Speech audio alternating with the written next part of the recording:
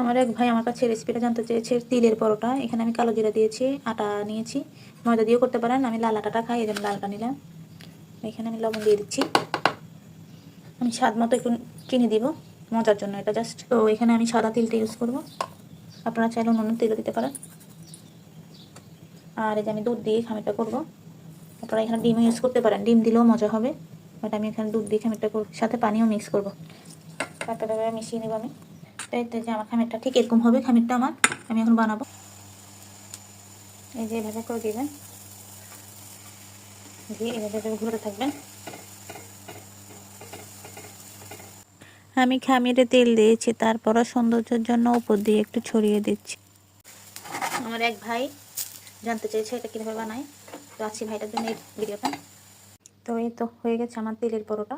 এখানে আমি কোনো তেল ব্যবহার করিনি, তারপরে খেতে অনেক মজা হয়েছে। আপনারা চাইলে তেল ব্যবহার করতে পারেন। তো কেমন হয়েছে আমার ভিডিওটা অবশ্যই জানাবেন।